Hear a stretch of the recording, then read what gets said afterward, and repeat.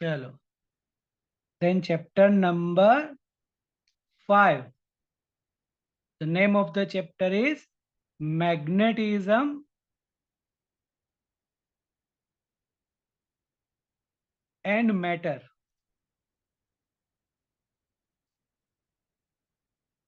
Initially, we will discuss about the magnetic field means magnetism, और फिर different different material का भी क्या मैग्नेटिज्म होता है वो इस चैप्टर में हमें पढ़ना है. तो इनिशियली रिलेटेड विथ मैग्नेट और उसकी मैग्नेटिक फील्ड. तो हमें पता है कि अगर हम कोई भी बार मैग्नेट अगर हम कंसीडर करें, then north pole and south pole होगी. We know the direction of magnetic field, then outer region of the magnet from north to south. मतलब कुछ ऐसे हम डायरेक्शन शो कर सकते हैं. But in inner region south to north. तो always the direction of magnetic field in outer region of the bar magnet from north to south, in inner region south to north. That means magnetic field lines always form closed loop. अब अगर यहां से हम electric field को compare करें, then electric field never form a close loop, but the magnetic field lines always form close loop. The direction in outer region from north to south, in inner region south to north. तब अगर यहां पर हम हमारा electric dipole, अब magnet है उसको हम मैग्नेटिक डाइपोल भी बोल सकते हैं. ये जो हमारा मैग्नेट है उसको दूसरे वर्ड में हम बोल सकते हैं मैग्नेटिक डाइपोल. तो जैसे अब हमारा electric dipole, then electric field की direction from positive to negative. Then इसको नॉर्थ पोल की जगह पर हम हमारा पॉजिटिव चार्ज सोच सकते हैं. साउथ पोल की जगह पर हमारा हम नेगेटिव चार्ज सोच सकते हैं. And always direction of electric field from positive to negative. Direction of electric field from positive to negative. ऐसे ही यहां पर from positive to negative. Okay, but कभी नेगेटिव टू पॉजिटिव नहीं होगी. Never form close loop. This is our electric dipole. तो यहां पर एक डाइपोल मोमेंट भी होता है P, it is always from negative to positive. तो यहां पर भी मैग्नेटिक मोमेंट होगी जिसकी डायरेक्शन होगी फ्रॉम साउथ टू नॉर्थ. तो यहां पर इलेक्ट्रिक डाइपोल की डाइपोल मोमेंट जैसे P हम बोलते हैं Q इंटू 2a. तो यहां पर इसकी लेंथ ले लेंगे हम 2l. Then dipole moment M is equal to, यहां पर इसकी हम पोल स्ट्रेंथ बोलेंगे. तो यहां पर P को हम पोल स्ट्रेंथ से डिनोट करेंगे into 2l, where P is called pole strength. For electric dipole, P is the dipole moment, electric dipole moment, that is Q into 2a. यहां पर magnetic dipole moment M is equal to P into 2L. P is the pole strength. जो भी हमारा north pole या south pole होता है उसकी strength कितनी है. How much it is attracted या रिपल बाय अनदर मैग्नेट या magnetic field, it's called strength, pole strength. तो P इंटू 12। फिर एक और इक्वेशन हमने चैप्टर नंबर 4 में कर रखी है। For the magnetic moment is NIA, number of turns, current N, area. तो मैग्नेटिक डायपोल के लिए दो इक्वेशन होगी।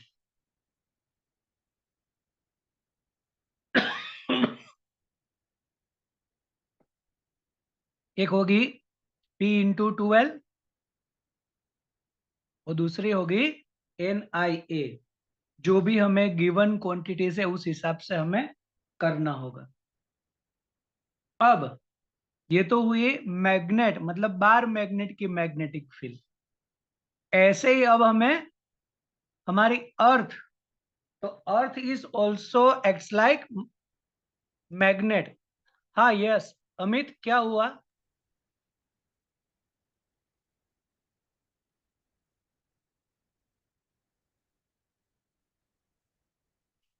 हेलो अमित,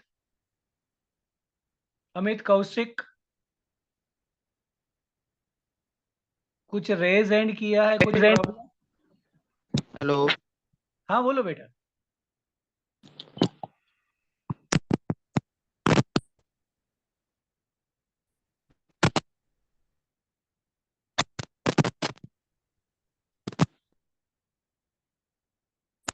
हेलो अमित,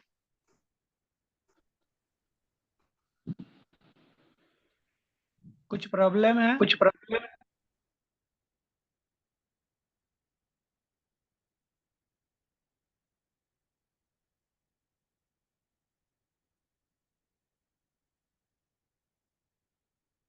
अमित, हाँ सर, आवाज आ रही है अभी? आवाज आ रही है? हाँ। हाँ सर, जो अपने M इजिकल टू एन आई ये वाला फॉर्मूला है ना, वो क्रॉस सेक्शन एरिया के लिए यूज होता है ना? हाँ क्रॉस सेक्शन एरिया के लिए भी यूज होता है ना ये वाला फॉर्मूला? हाँ, ये क्रॉस सेक्शन एरिया गिवन है ना, तो NIA या करंट गिवन है तो ये यूज करेंगे। Okay okay sir. और पोल स्ट्रेंथ अगर गिवन है और लेंथ गिवन है तो ये यूज करेंगे। ओके। मतलब दो इक्वेशन, डाइपोल मोमेंट मैग्नेटिक, जैसे इलेक्ट्रिक के लिए एक ही इक्वेशन है, but for the magnetic dipole moment एक यहां से भी हम कंपेयर कर सकते हैं और दूसरी इक्वेशन। अगर ओके दोनों इक्वेशन हम लर्न कर दे तो क्या होगा कि अगर कुछ भी हमें गिवन है तो हम दोनों तरीके से डाइपोल मोमेंट डिराइव कर सकते हैं। चलो अब हमारा अर्थ, अर्थ से रिलेटेड उसका हमें मैग्नेटिज्म थोड़ा सोचना है। अब इसमें थोड़ा बहुत हमें इंटरेक्शन करना पड़ेगा, क्योंकि अर्थ की जो मैग्नेटिक फील्ड की डायरेक्शन है वो थोड़ी बहुत कंफ्यूजन हमें करेगी, मतलब हमें कंफ्यूज कर देगी। और हमें कंफ्यूज नहीं होना है, इसलिए अब थोड़ा इंटरेक्शन चाहिए। मतलब सभी के माइक ऑन कर दो, दूसरी कोई आवाज ना आए लेकिन माइक ऑन करो। और जैसे जैसे मैं पूछूं, जिसको भी ऐसे कुछ याद है वो मुझे आंसर देते जाए। चलो अब हमारे पास कोई भी एक बार मैग्नेट है ऑलरेडी, अगर उसको हम ऐसे फ्रीली हैंग कर दे तो वो कौन सी डायरेक्शन में सेट होता है? अर्थ मैग की डायरेक्शन में, नॉर्थ की साइड नॉर्थ और साउथ के साइड साउथ। हाँ, तो जैसे अभी बोला कि अगर हम मैग्नेट को फ्रीली हैंग करें और चलो ऐसा हम बोल देते हैं कि ऐसे कुछ सेट हो गया है, हम्म, और ये वाला इसका नॉर्थ में बोल देता हूं और इसका ये साउथ बोल देता हूं, तो हम क्या बोलते हैं कि north facing to the north direction and south facing to the south direction. सही बोला कि गलत बोला मैंने? सही बोला। ठीक है। always north pole of the magnet align in north direction and south pole align in south direction. वो हमने कुछ छोटे स्टैंडर्ड में पढ़ रखा है, शायद 7 या 8 में। और उसका दूसरा भी एक पार्ट है कि चलो अगर हमें इसके नॉर्थ और साउथ पोल पता ही नहीं है, we don't know which one is north और साउथ, और अगर हमें इसको जानना है कि which one is north and which one is south, तो क्या करें, उसको अर्थ में ऐसे फ्रीली हैंग कर दो, और जब भी ये स्टेडी होगा then always in north direction there is a north pole and in south direction there is a south pole. सही है कि गलत है? सही है। सही है। चलो, तो एक और क्वेश्चन कि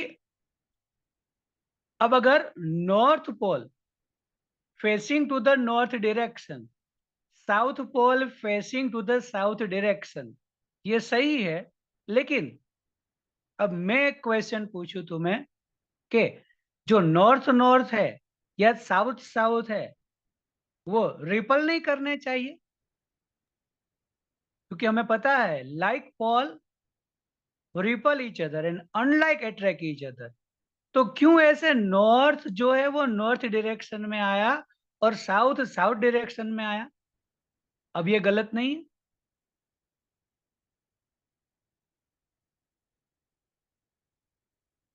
चलो, ये कंफ्यूजन कौन दूर करेगा? बस this is the main part of the chapter for earth magnetism. कौन दूर करेगा, बोलो ये कंफ्यूजन?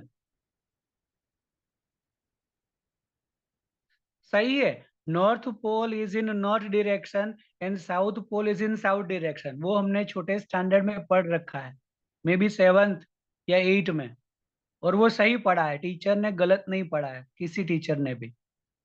लेकिन अब अगर हम यहाँ पे सोचे आज, तो like pole repel each other, unlike attract each other, तो फिर नॉर्थ नॉर्थ में ये तो रिपल होना चाहिए, साउथ साउथ में तो रिपल नहीं होना चाहिए।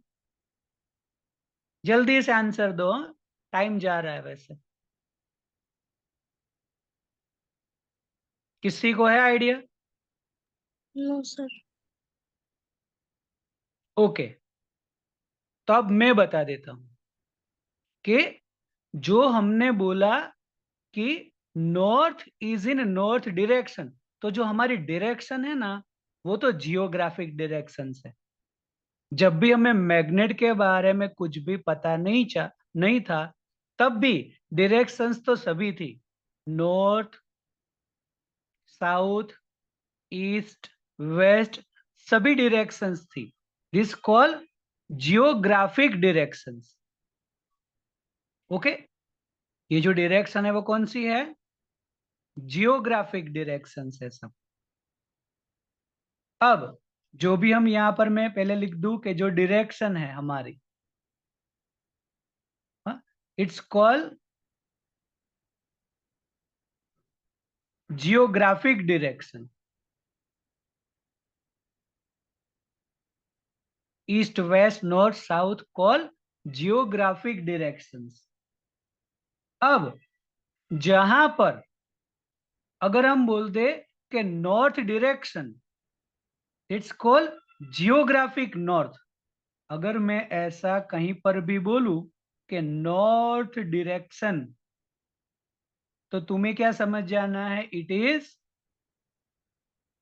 Geographic north. ओके, थोड़ा नाम चेंज करना है अब। नॉर्थ डायरेक्शन मतलब जियोग्राफिक नॉर्थ। जहां पर जियोग्राफिक नॉर्थ है ना, वहां पर अर्थ का साउथ पोल है। अब अगर मैं पोल बोलूं जब भी, it is related with the magnet. South pole means magnetic pole. तो जहां पर जियोग्राफिक नॉर्थ है, there is a south pole of earth. और जहां पर भी मैं बोलूं कि साउथ डायरेक्शन, तो वहां पर क्या होगा? Geographic north.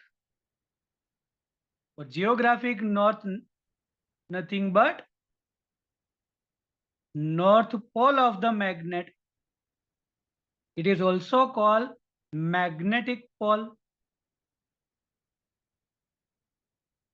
तो अब वापस हम बोल रहे हैं कि north pole of the magnet, तो नॉर्थ पोल जो है वो नॉर्थ डायरेक्शन में सेट हो रहा है, तो नॉर्थ डायरेक्शन उसको अट्रैक्ट नहीं कर रही।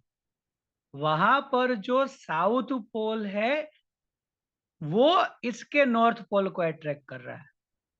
Always unlike pole attract each other. So where there is a north direction, there is a magnetic south,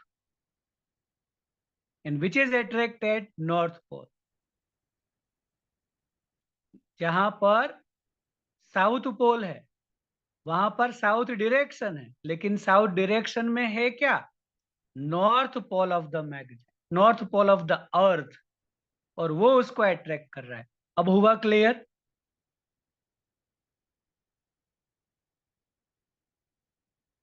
हम ओनली डायरेक्शंस बोलते हैं, that is geography.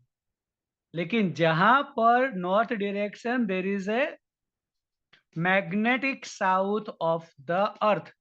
Where there is a south direction, there is a magnetic north of the earth. अब अगर मैं यहां पर अर्थ के magnetism से रिलेटेड उसकी मैग्नेटिक फील्ड लाइंस ड्रॉ करूं, तो चलो, ये हमारा अर्थ, दिस इज अवर अर्थ। अब यहां पर मैं बोल देता हूं, चलो एक लाइन में यहां पे खींच लेता हूं अभी, और अभी मैं इसको बोल दूं जियोग्राफिक नॉर्थ, और ये geographic south. GN, geographic north मतलब हमारी नॉर्थ डायरेक्शन हो गई है।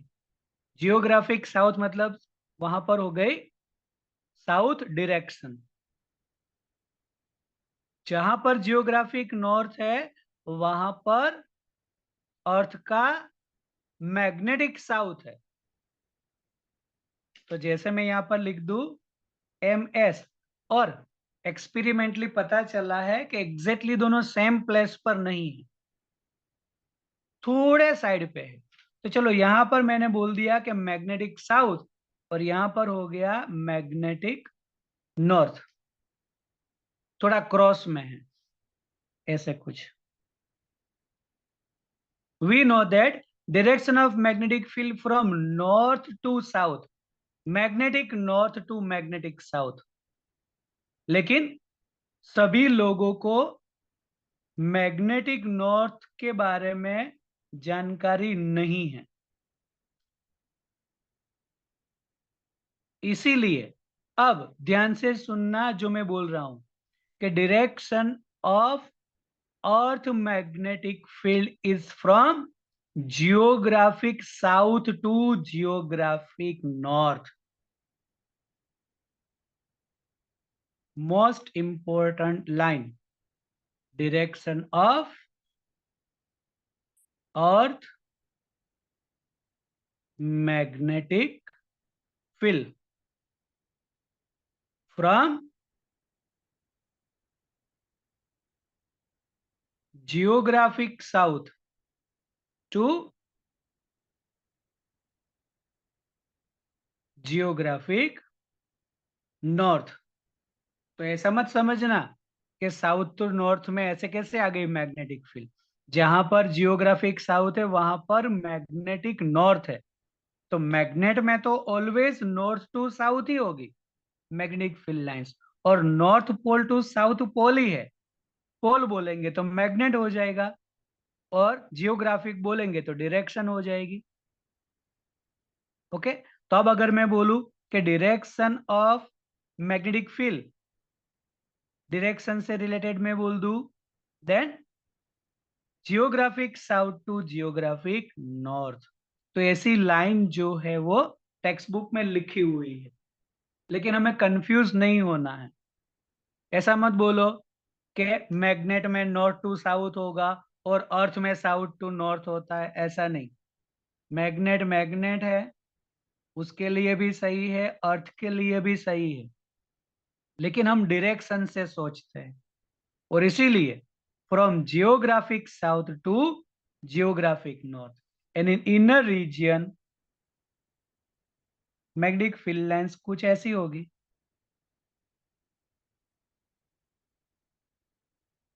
Always magnetic field lines form close loop.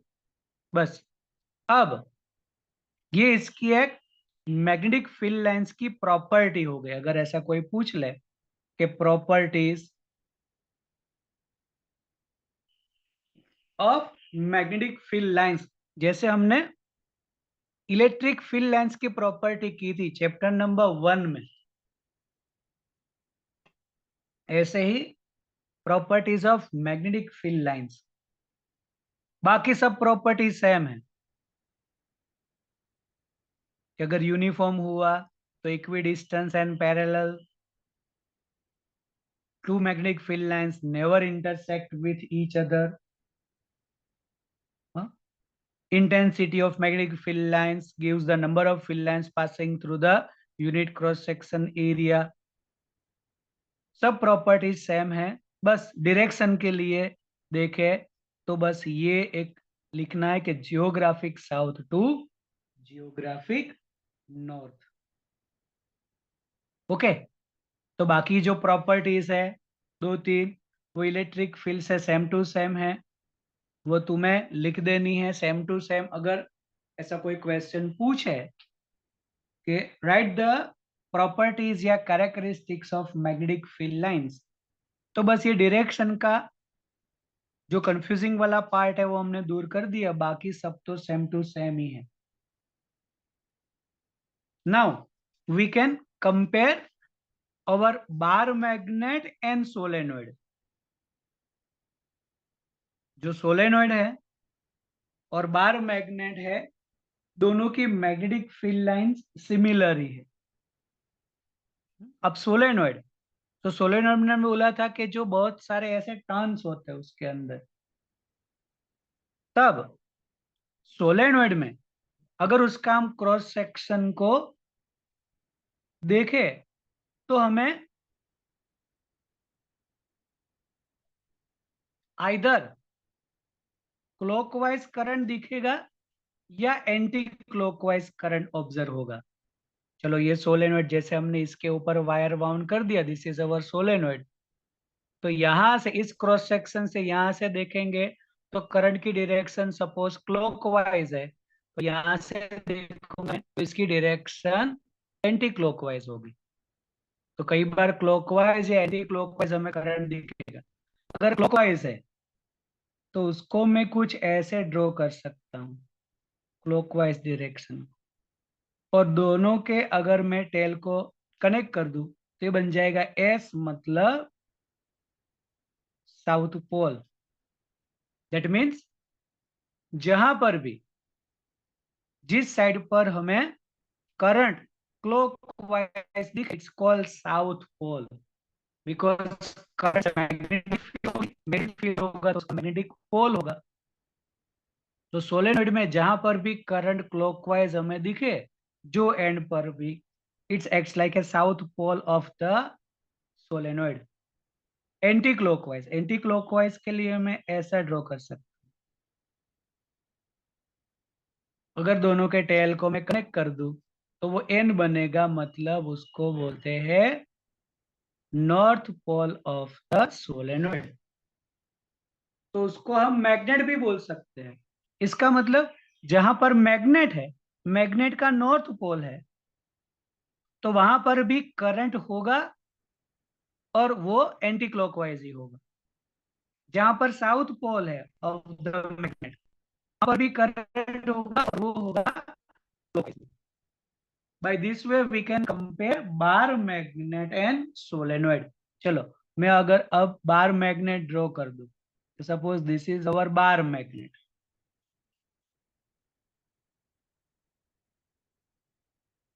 और this is our solenoid.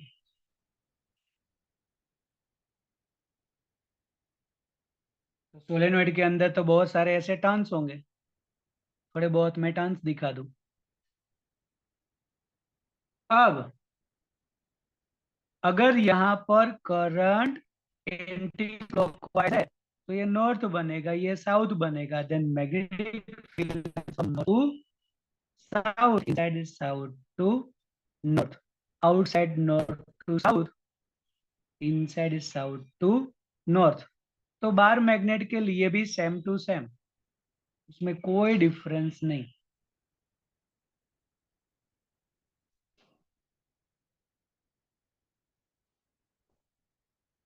Bar magnet and solenoid similar है, उसमें सिमिलरिटी हमें ऐसी बोलनी है। इसमें करंट दिखेगा हमें क्लॉकवाइज है या एंटी क्लॉकवाइज, तो नॉर्थ पोल साउथ पोल बनेगा। By this way we can assume for bar magnet also. Okay, तो ये दोनों हमें सिमिलरिटी लेनी थी इसमें। तो इतना जो था वो हमारा इनिशियली पार्ट था, मतलब यहां तक कोई थियरी नहीं पूछेंगे हमें, only and only MCQ purpose के लिए। हाँ, थियरी पूछ सकते हैं, तो कौन सी?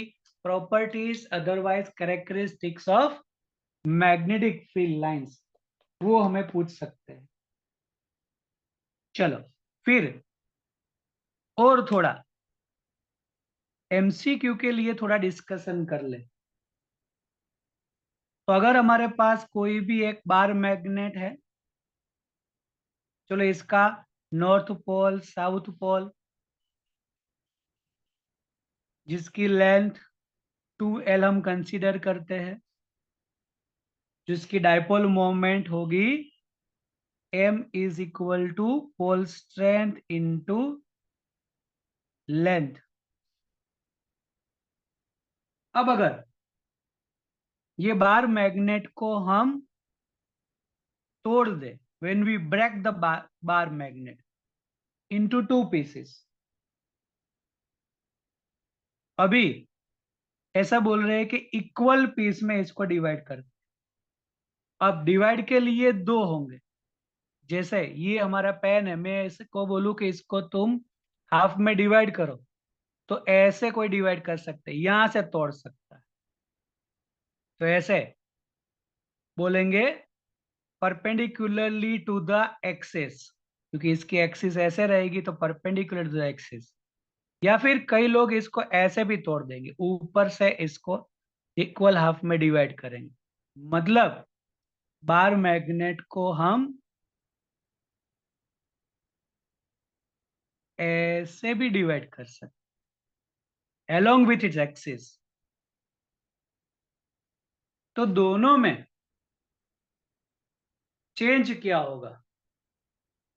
तो यहां पर अगर हम परपेंडिकुलर टू द एक्सिस, मतलब अलोंग इक्वेटर, इसको ऐसा बोलेंगे डिवाइडेड विथ अलोंग इक्वेटर, और ये अलोंग एक्सिस। अलोंग इक्वेटर अगर इसको हम इक्वल पार्ट में डिवाइड करेंगे, तो दोनों की लेंथ हाफ हो जाएगी, मतलब उसकी जो मैग्नेटिक मोमेंट है न्यू, वो होगी m/2, इक्वल हाफ में डिवाइड करेंगे। लेकिन जो उसका नॉर्थ पोल या साउथ पोल की स्ट्रेंथ है, वो कभी चेंज इसमें नहीं होगी अलोंग विथ इट्स इक्वेटर, मतलब परपेंडिकुलरली टू द एक्सिस अगर इसको हम डिवाइड करें, तो पोल स्ट्रेंथ में कोई चेंज नहीं आएगा, but magnetic moment reduce to half. अब ऐसे ही तीन पार्ट में डिवाइड करेंगे, तो पोल स्ट्रेंथ कुछ चेंज नहीं होगी, मैग्नेटिक मोमेंट डिवाइडेड बाई 3, जितने इक्वल हाफ में डिवाइड करो ऐसे। लेकिन अलोंग विथ इट्स एक्सिस अगर इसको हम डिवाइड करें, ओके, तब उसकी पोल स्ट्रेंथ जो है वो हाफ हो जाएगी, क्योंकि इसका जो नॉर्थ पोल या साउथ पोल है वो दो पार्ट में डिवाइड हो जाएगी। अब इक्वेशन में रखोगे तो लेंथ में कुछ चेंज नहीं आएगा, लेकिन पी चेंज हुआ तो उसका मैग्नेटिक मोमेंट भी हाफ हो जाएगा। In short, along with its axis करेंगे तो पोल स्ट्रेंथ और मैग्नेटिक मोमेंट दोनों हाफ हो गए। हाफ मतलब हाफ में डिवाइड कर रहे हैं, ऐसे तीन पार्ट में डिवाइड करेंगे तो बाई 3 होगा। But perpendicular to the axis अगर हम उसको डिवाइड करेंगे, then no change in pole strength, only change in magnetic moment. तो ऐसा भी कई बार एमसीक्यू में पूछते हैं। अब सेंटेंस अच्छी तरह से पढ़ना क्वेश्चन का और उसके बाद उसका आंसर देना, क्योंकि 4 ऑप्शन होंगे, 4 ऑप्शन में से हमें सही ऑप्शन ढूंढना है। क्वेश्चन कौन सा दे रखा है हमें, उस हिसाब से यहां पर हम उसको चूज करेंगे। फिर कई बार इसी में हमें कुछ अरेंजमेंट गिवन होती और उससे रिलेटेड हमें ऐसा पूछेंगे कि उसकी मैग्नेटिक मोमेंट क्या होगी। अभी भी हम डिस्कशन कर रहे हैं only and only for MCQ के लिए ही। चलो, हमारे पास ऐसे दो मैग्नेट है, एक का यहां पर north pole and south pole, और दूसरा मैग्नेट कुछ ऐसे अरेंज किया है। चलो, इसका north pole and south pole, इसकी मैग्नेटिक मोमेंट चलो m1, इसकी मैग्नेटिक मोमेंट m2, और दोनों के बीच का एंगल हमें दे रखा है 60 डिग्री। तो पहले मैग्नेटिक मोमेंट की डायरेक्शन देखो। तो मैग्नेटिक मोमेंट की डायरेक्शन तो होती है always from south to north, तो ऐसा मैं ड्रॉ करूं, और इसकी भी साउथ टू नॉर्थ, तो ऐसा मैं ड्रॉ करूं। तो फिर दोनों के बीच का एंगल जो 60 डिग्री है वही होगा मैग्नेटिक मोमेंट की एंगल बिटवीन मैग्नेटिक मोमेंट। अब अगर हमें पूछे कि इसका नेट मैग्नेटिक मोमेंट क्या होगा,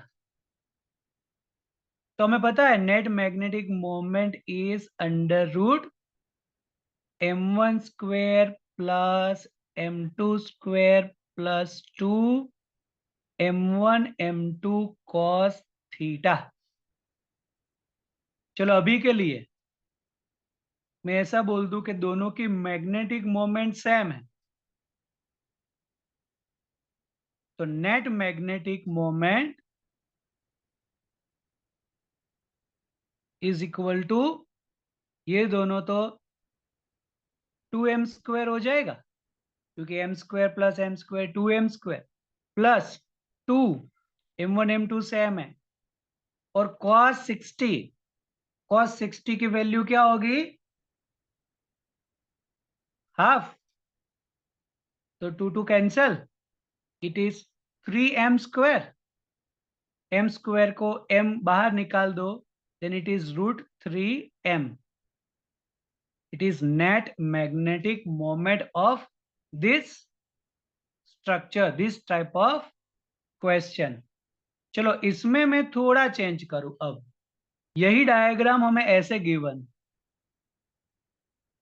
यहां पर नॉर्थ, यहां पे साउथ, दूसरा जो भी मैग्नेट दे रखा है उसका नॉर्थ और उसका साउथ ऐसे दे रखा है हमें, दोनों की मैग्नेटिक मोमेंट सेम है। चलो, और पूछे what about the net magnetic moment, angle between them is 60 degree. अब यहां पर तुम इस स्ट्रक्चर में ये आंसर लिख के आओगे तो गलत होगा, ऑप्शन में तो रहेगा √3m, but it is wrong. क्यों? हमें तो मैग्नेटिक मोमेंट के बीच की डायरेक्शन चाहिए, तो एक का नॉर्थ टू साउथ ऐसा है, दूसरे का नॉर्थ टू साउथ डायरेक्शन तो ऐसी है। मतलब एक इधर है और दूसरा जो है वो इधर है। हमें ये जो लाइन गिवन है उसका डायरेक्शन की एंगल दे रखी है 60 डिग्री। लेकिन एक की मैग्नेटिक मोमेंट ऐसी, दूसरे की ऐसी, तो हमें तो ये एंगल लेना पड़ेगा। समझ में आ रहा है सबको? Because from south to north, और ये साउथ टू नॉर्थ, तो ये एंगल हमें चाहिए, एंड दैट इज 120 डिग्री। और याद रखो कि cos 120 डिग्री होगा, दैट इज -1/2। cos 60 है 1/2, बट cos 120 डिग्री -1/2। अब अगर मैं m नेट यहां से ही बोल दूं कि √m1² + m2² + 2m1 m2 cos theta 2m², यहाँ पर 2m² -1/2 आएगा, तो ये कैंसल, तो 2m² -m², ऐसा कुछ आएगा। कैलकुलेशन करना, then it is only m² means m ही होगा। तो जो m नेट होगा वो हमारे लिए होगा m ओनली। तो कैसा हमें स्ट्रक्चर गिवन है उस हिसाब से आंसर लेंगे। अब देखो ऐसे अलग अलग बहुत सारे स्ट्रक्चर हमें दिखेंगे। तुम्हें क्या करना है, एग्जाम में जो भी डायग्राम गिवन है ना, उसमें नॉर्थ एंड साउथ देख लो, और तुम्हारे पास जो पेंसिल है उससे क्या करो, north to south, sorry south to north, ऐसी एक मैग्नेटिक मोमेंट की डायरेक्शन ले लो।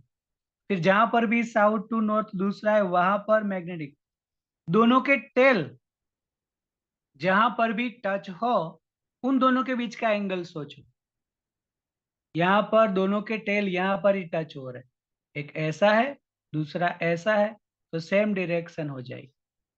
लेकिन यहाँ पर दोनों के टेल यहाँ पे टच हो रहे, तो ये एंगल होगा। तो ये 60 है, पूरा 180, तो बाकी 120 डिग्री, उस हिसाब से सोचना है।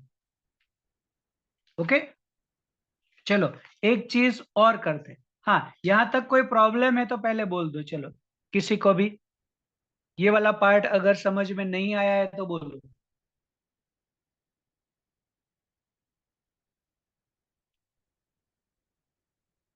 चलो क्लियर है सबको। एक और चीज है मैग्नेटिक मोमेंट से रिलेटेड, फ्रिक्वेंटली इस टाइप के क्वेश्चन एमसीक्यू के लिए पूछते हैं हमें, इसलिए पहले इसको डिस्कस कर लेते हैं कि अगर कोई हमारे पास वायर है, वायर ऑफ लेंथ L, और वो मैग्नेट है, मतलब मैग्नेटिक वायर है ऑफ लेंथ L, जिसकी मैग्नेटिक मोमेंट m है। अब अगर इसको हम हाफ सर्कल में टर्न कर दे, मतलब it is bend into half circle, ऐसे bend into half circle, then new magnetic moment क्या होगी, what about the new magnetic moment, और उससे रिलेटेड तुम्हें बहुत सारे ऑप्शंस गिवन होंगे। क्वेश्चन तो ऐसा ही होगा कि magnetic wire of length L having magnetic moment M, it's bent into half circle, then what is the new magnetic moment, और नीचे बहुत सारे ऑप्शंस गिवन होंगे, उसमें से हम कौन सा ऑप्शन चूज करें। तो पहले तो ये जो ओरिजिनल मैग्नेटिक मोमेंट है that is P into L बोल देंगे, क्योंकि टोटल लेंथ ही L है, तो आप 2L नहीं लिखेंगे, 2L is our total length, लेकिन यहां पर टोटल लेंथ L है, तो बोल देंगे P into L, this is our original magnetic moment. अब अगर इसको हम हाफ सर्कल में रोटेट कर, मतलब बेंड कर देंगे, तो उसकी जो लेंथ होगी it's called pi r, length as a half, तो ये सरकमफ्रेंस पूरा होगा तो 2 पाई आर, तो हाफ के लिए पाई आर। अब जैसे इसकी पोल स्ट्रेंथ, तो ये जो एल है it is the distance between pole strength. तो यहां पर इसका जो डिस्टेंस होगा पोल स्ट्रेंथ का, वो सर्कल के हिसाब से रेडियस करके 2r आएगा। देन न्यू मैग्नेटिक मोमेंट हम बोल सकते हैं P into 2r, because distance between two poles वही हमारी लेंथ होगी। तो यहां पर L है तो P इंटू एल, यहां पर अब डिस्टेंस हो जाएगा 2r, then P into 2r, तो r यहां से मिल जाएगा हमें, L upon pi. Then magnetic moment P into 2 L by pi. Then P into L is magnetic moment original, तो ये कितना होगा 2m बाई पाई। तो जो ऑप्शन में 2m बाई पाई है, अगर वो तुम चूज करोगे तो तुम्हें सही आंसर मिलेगा। ओके, तो ऐसा क्वेश्चन फ्रीक्वेंटली पूछते हैं। अगर इसको हाफ में हम रोटेट कर दे, then what about the new. तो न्यू के लिए पहले इन दोनों पोल के बीच का डिस्टेंस ले लो। तो सर्कल है तो रेडियस होगा, तो 2r, r जो है वो हमें यहां से मिल जाएगा।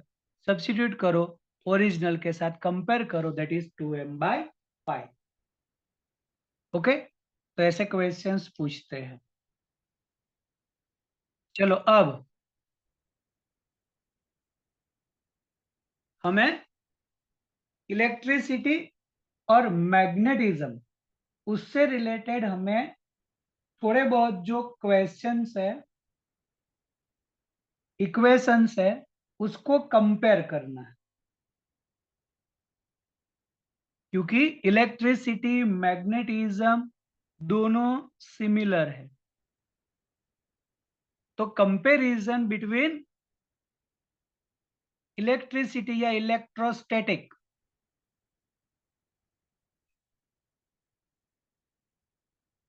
एंड मैग्नेटिज्म, इस कंपैरिजन से क्या होगा, बहुत सारी इक्वेशंस जो इलेक्ट्रिसिटी से रिलेटेड है वो हमें डायरेक्ट मैग्नेटिक में ले लेनी है। हमने डिराइव फर्स्ट चैप्टर में कर रखा है इलेक्ट्रोस्टैटिक में, या सेकंड चैप्टर में कर रखा है, तो उसको यहाँ पर डेरिवेशन की रिक्वायरमेंट नहीं है, डायरेक्ट इक्वेशन को हम स्विच कर सकते हैं। Most of the equations of electricity can be switch to magnetism. कैसे स्विच करें, तो जहां पर भी इलेक्ट्रोस्टैटिक में चार्ज है जिसको हम Q से डिनोट करते हैं, मैग्नेटिज्म में हमें उसको बोलना है पोल, एज ए P। मतलब इलेक्ट्रिसिटी में जहां पर भी चार्ज होगा तो यहां पर मैग्नेटिज्म में पोल होगा। सेकंड,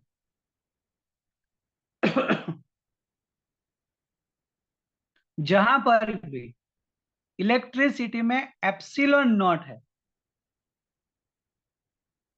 परमिटिविटी, तो यहां पर होगा 1/म्यू नॉट, मतलब एप्सिलॉन नॉट को हम 1/म्यू नॉट से रिप्लेस कर देंगे।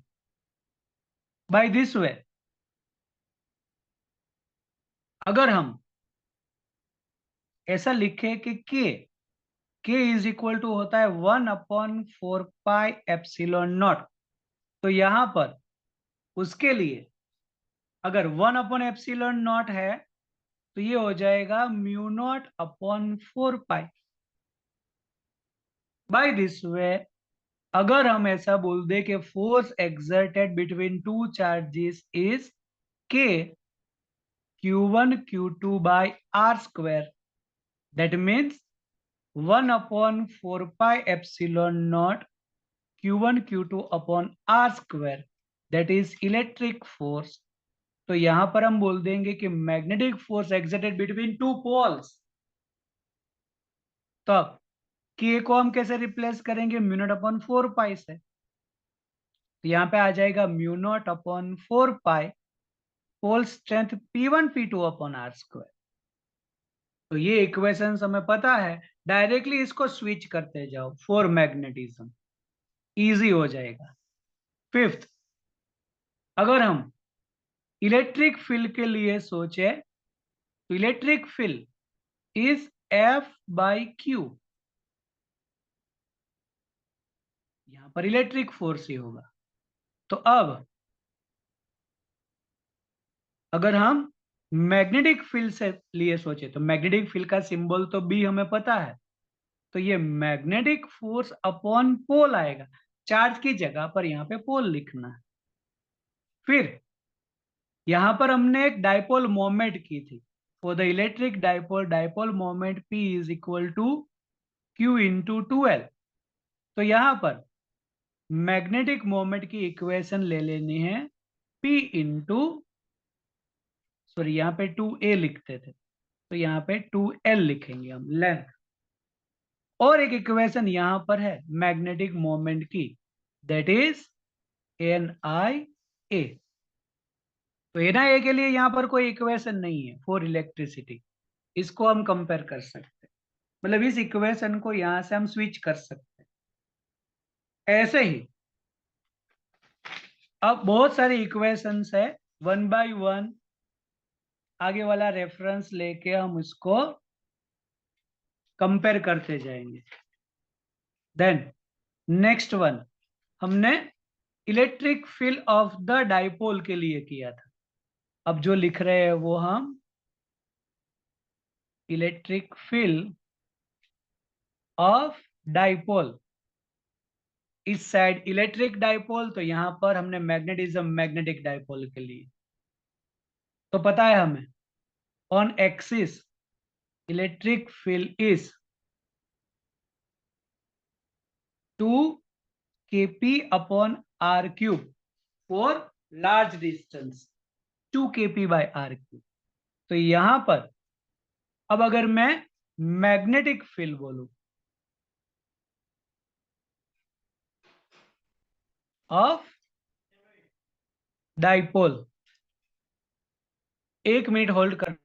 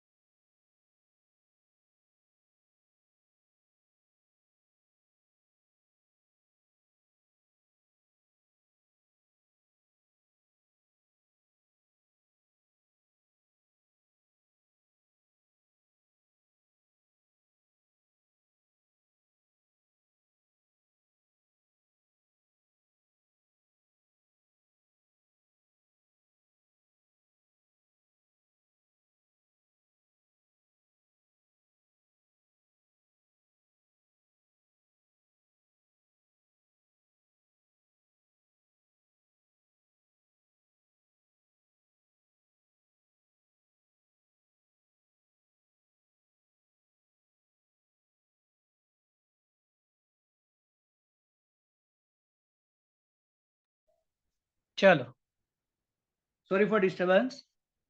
अब इलेक्ट्रिक फील्ड की इक्वेशन है लार्ज डिस्टेंस के लिए 2 kp बाय r क्यूब, तो magnetic field for magnetic dipole सोचेंगे, और magnetic field on the axis, तो यहाँ पर ये हमने डिराइव की है फर्स्ट चैप्टर में, यहाँ पर डेरिवेशन की जरूरत नहीं है, डायरेक्ट ले लो, इक्वेशन को सिर्फ स्विच करो।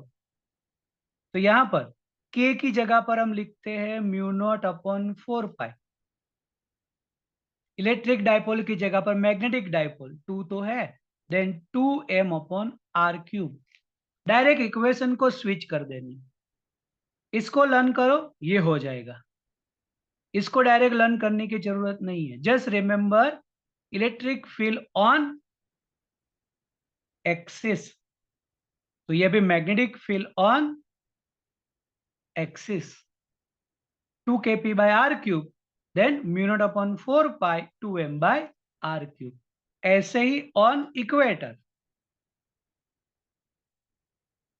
अगर इलेक्ट्रिक फील्ड ऑन इक्वेटर करें तो हमें याद है नेगेटिव लिखते हैं, और इसकी हाफ है kp बाय r क्यूब, तो magnetic field on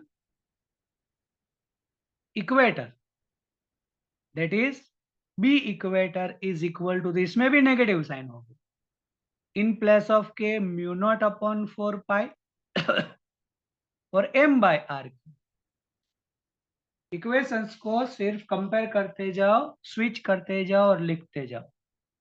then dipole से रिलेटेड एक और हमने सोच रखा है, torque. Torque acting on the dipole, torque tau is equal to P cross E, then उसका मैग्नीट्यूड है PE साइन थीटा। तो यहां पर भी torque acting on magnetic dipole, इसका मतलब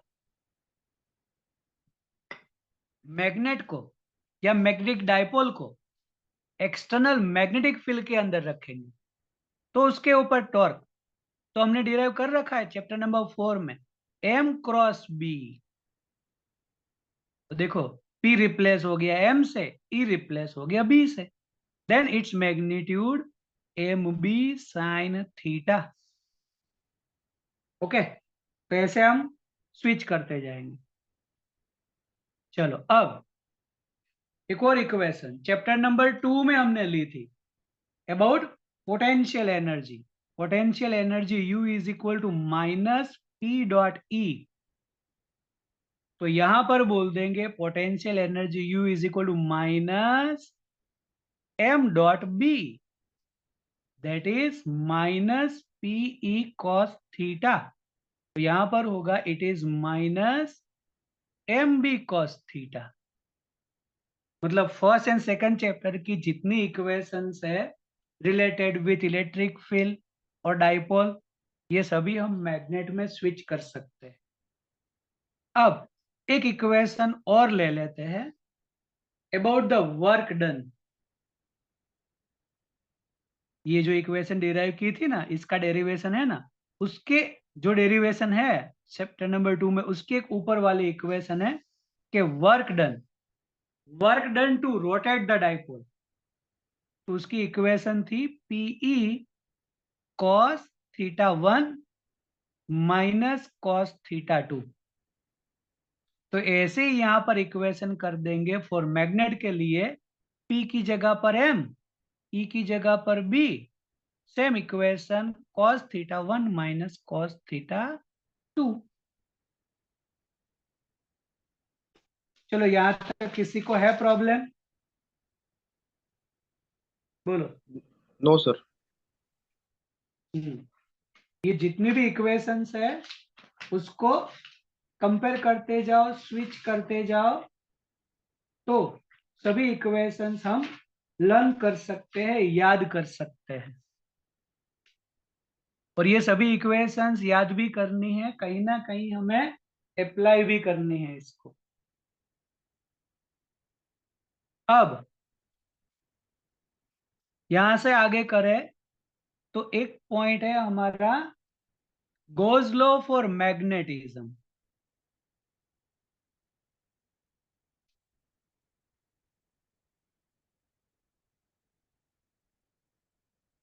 जैसे गोज लॉ ऑफ इलेक्ट्रिसिटी कर दिया हमने, और इलेक्ट्रिसिटी में electric field never form close loop, लेकिन मैग्नेटिज्म में हम बोलते हैं magnetic field lines always form a close loop. तो कोई भी, अब अगर हम क्लोज सरफेस ले ले तो क्लोज सरफेस के लिए उसका मैग्नेटिक फ्लक्स ऑलवेज जीरो होगा। जैसे हम मैग्नेटिक फ्लक्स ले ले तो मैग्नेटिक फ्लक्स फाई, मैग्नेटिक है इसीलिए फाई बी लिखते हैं हम। और यहां पर अगर हम स्मॉल एरिया के लिए लिखे तो delta phi is equal to B dot delta A. जैसे electric flux E dot delta A, then magnetic flux B dot delta A, value हो जाएगी B delta A cos theta. या जनरल फॉर्म में मैं फाई लिख दूं air area के लिए तो बी डॉट ए, जैसे flux phi is equal to होगा B dot A, that is B A cos theta. लेकिन अब कोई भी क्लोज सरफेस के लिए, फॉर क्लोज्ड सरफेस जो पूरी तरह से बंद है, फॉर क्लोज सरफेस, तो उसका मैग्नेटिक फ्लक्स ऑलवेज जीरो होगा, and that is Gauss law. अब अगर मैं ऐसे गॉस लॉ लिखूं तो उसका स्टेटमेंट में लिख सकता हूं कि मैग्नेटिक फ्लक्स या टोटल मैग्नेटिक फ्लक्स एसोसिएटेड या link associated with any closed surface is always zero. क्यों जीरो होगा? Magnetic field lines always form close loop, और इसीलिए उसका मैग्नेटिक फ्लक्स, मतलब मैं ऐसा लिख दूं, flux phi is equal to, total के लिए हम इंटीग्रेशन बोल देंगे, integration of B dot d A is always zero, counter close surface के लिए ऑलवेज जीरो। तो ये गोज लॉ फॉर मैग्नेटिज्म हुआ। अब यहां से अगर हम उसका यूनिट याद करें तो यूनिट ऑफ फ्लक्स, तो फ्लक्स का एक पॉपुलर यूनिट है वेबर, जिसको हम डब्ल्यू बी से दिखाते हैं, वेबर। तो वेबर का अब दूसरा यूनिट होगा tesla into metre square, magnetic field tesla, area का मीटर स्क्वायर, तो टेस्ला इंटू मीटर स्क्वायर। तो अब टेस्ला के लिए नया यूनिट मिलेगा वेबर पर metre square. Different different part में कहीं पर भी अलग अलग ऐसे यूनिट गिवन होते हैं जो हमें लेने हैं। ओके, अब यहां से आगे करें तो एक दो इक्वेशंस हमें और करनी है। दिस इज ऑल्सो, आज जो हम कर रहे हैं वो कोई भी थियरी का पार्ट, थियरी पार्ट एक ही है, properties of magnetic field lines, characteristics of magnetic field lines. बाकी जो भी किया हमने आज only and only for MCQ या न्यूमेरिकल पर्पस पे बेस्ड हुए। चलो अब एक और चीज कर लेते हैं एमसीक्यू के लिए, जैसे एप्सिलॉन और एप्सिलॉन नॉट का रेशियो एप्सिलॉन आर, ऐसे यहां पर mu upon mu naught it's call mu r, that is relative permeability. और म्यू आर के लिए एक और भी है इक्वेशन, लर्न कर दो, 1 plus mu r is 1 plus chi M. Here chi M it's call magnetic susceptibility, magnetic susceptibility.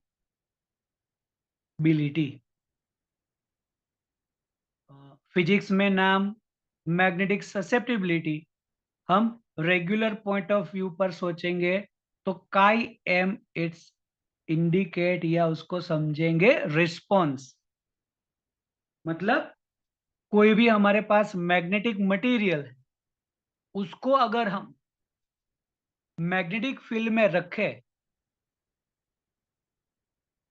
तो कितनी जल्दी वो मैग्नेटिज्म गेन करेगा, कितना वो अच्छी तरह से रिस्पॉन्स देता है, that is called magnetic susceptibility.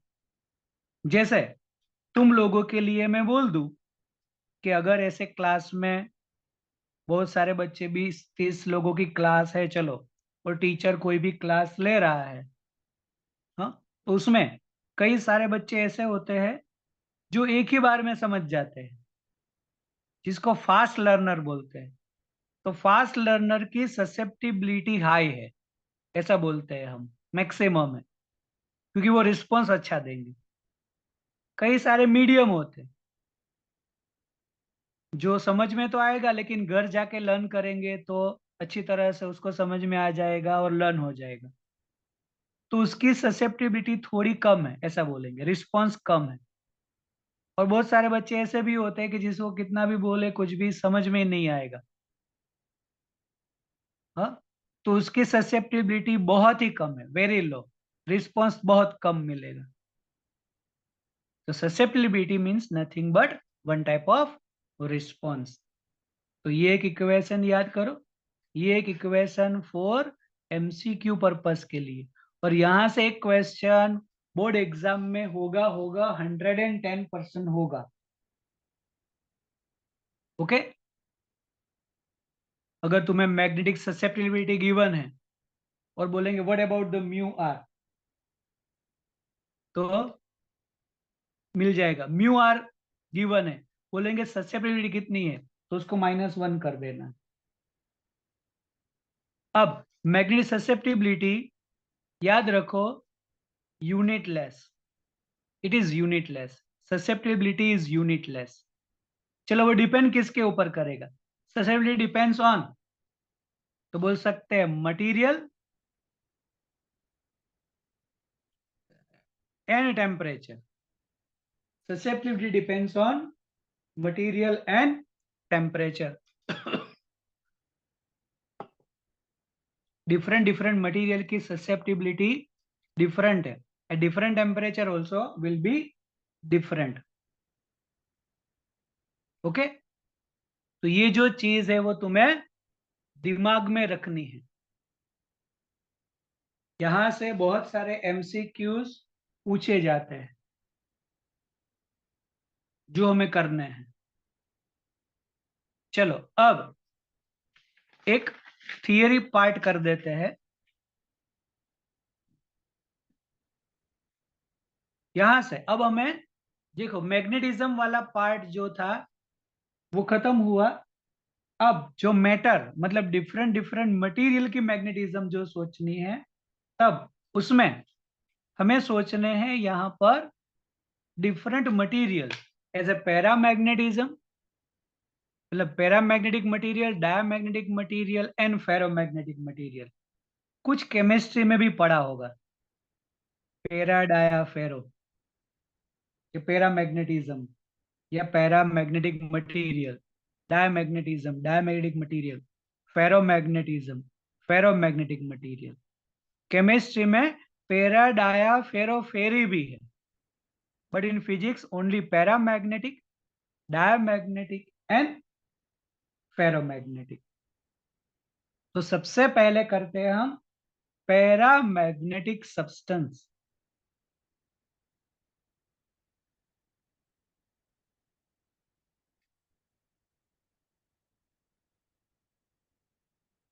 Paramagnetic substances. चलो, तो पैरामैग्नेटिक, चलो किसी को याद है? माइक्रोफोन ऑन करके बोलो कि पैरामैग्नेटिक सब्सटेंस जो है केमिस्ट्री पॉइंट ऑफ व्यू से क्या है? Which type of substance is called paramagnetic substance?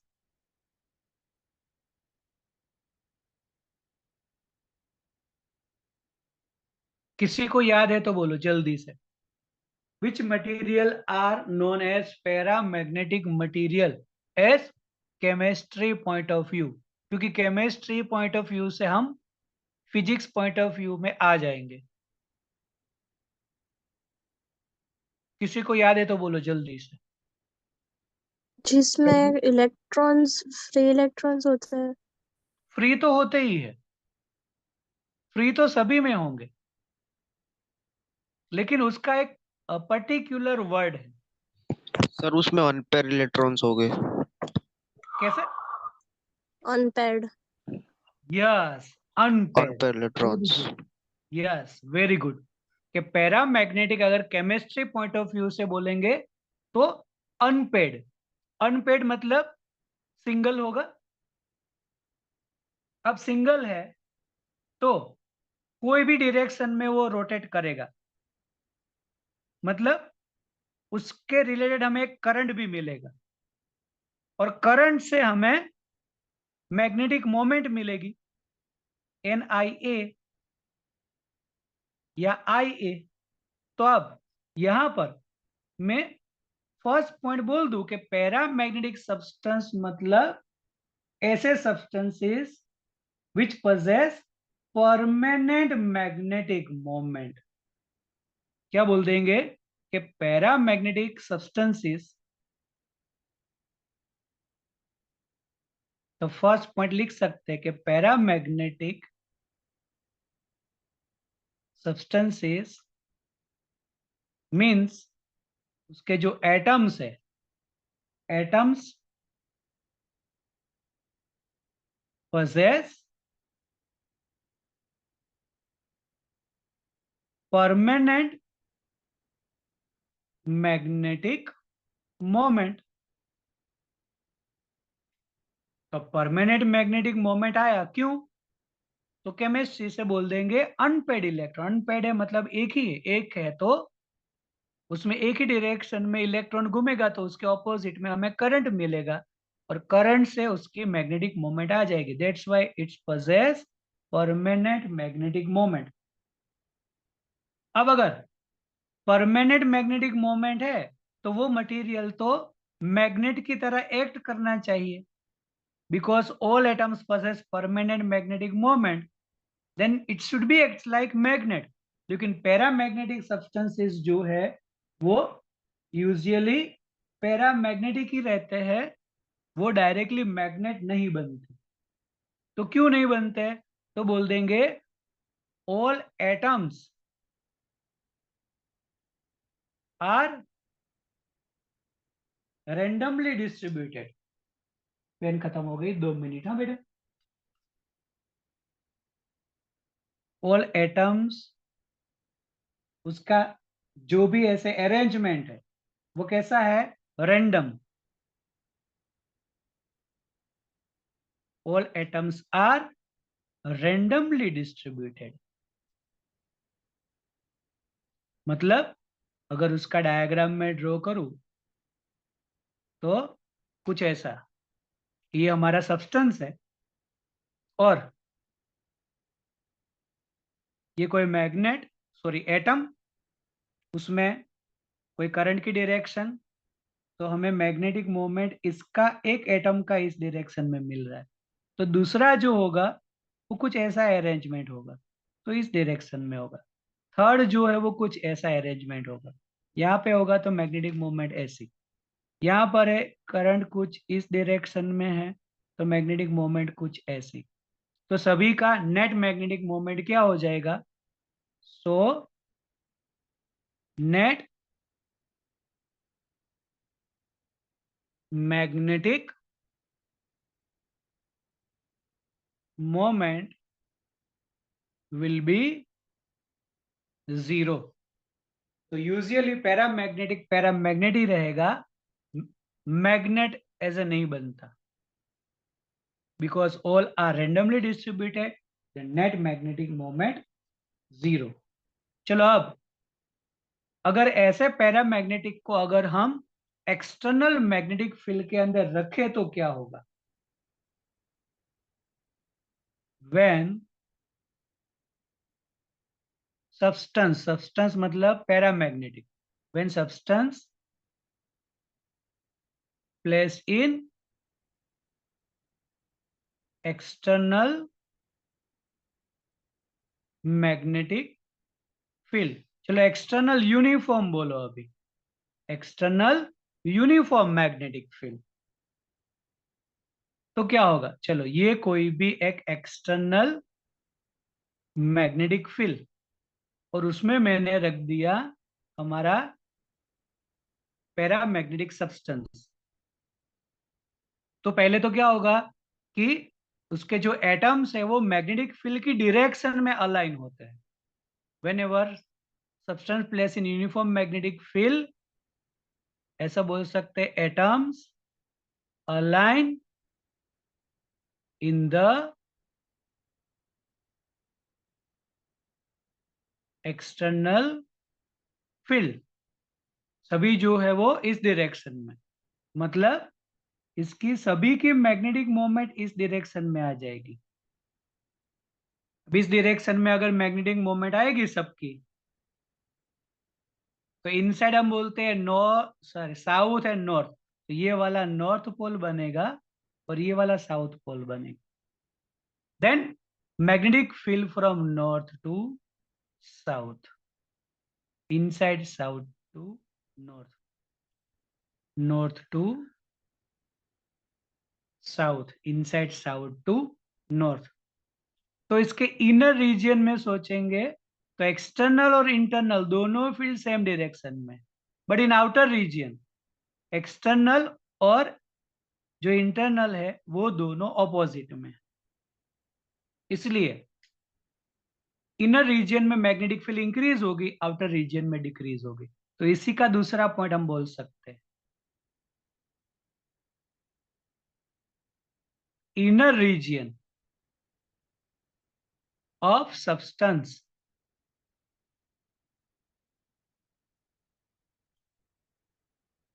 field lines increases, inner region of the substance field line increases, मतलब अगर ड्रॉ करना है तो ऐसा बोल सकते हैं हम, this is our substance, inner region में मैग्नेटिक फील्ड लाइंस इंक्रीज होगी ना, तो थोड़ा ऐसे ड्रॉ कर दो, आउटर रीजन में थोड़ी दूर और इनर रीजन में थोड़ी नियरर, पास पास, तो इनर रीजन में फील्ड लाइंस इंक्रीज हो रही, ऐसा हम बोल सकते हैं। तो ये एक पॉइंट हम बोल सकते हैं। फिर पैरामैग्नेटिक के लिए आगे हमने बोला था कि उसकी जो ससेप्टिबिलिटी मतलब काई एम वो पॉजिटिव होगा, तो बोल सकते हैं कि फॉर पैरामैग्नेटिक मटेरियल या substance chi m is positive, chi m क्या होगा, पॉजिटिव होगा।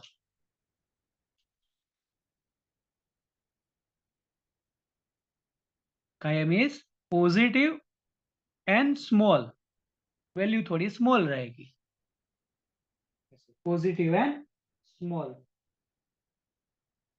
अब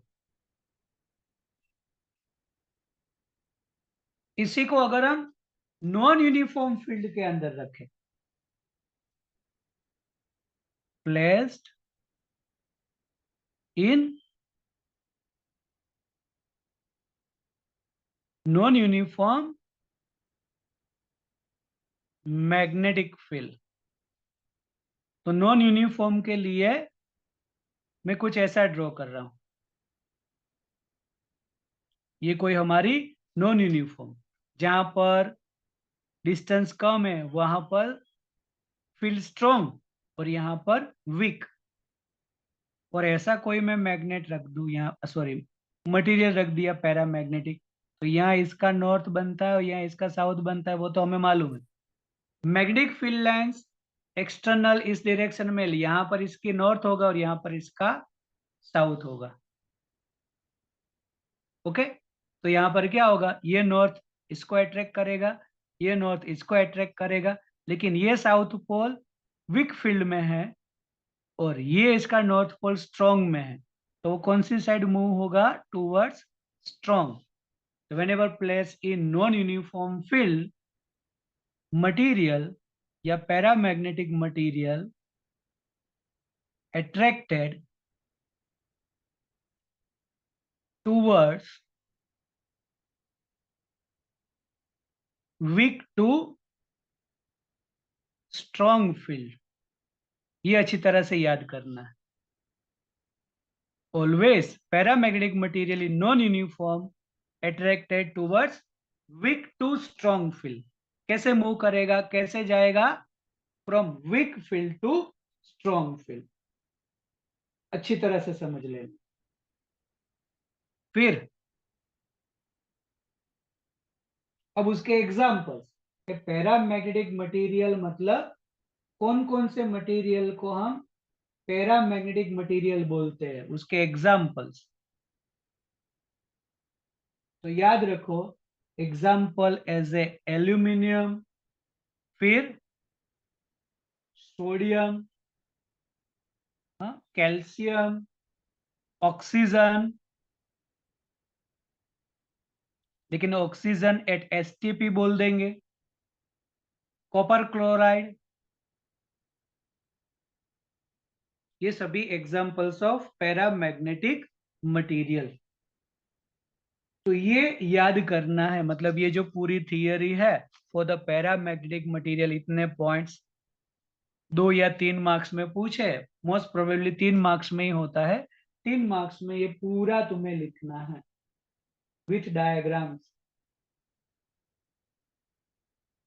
ओके, बोलो क्लियर कि नहीं? Yes sir. हम्म, तो यहां तक कर दो, पैरामैग्नेटिक मटेरियल तक तुम्हें प्रिपेयर कर देना है।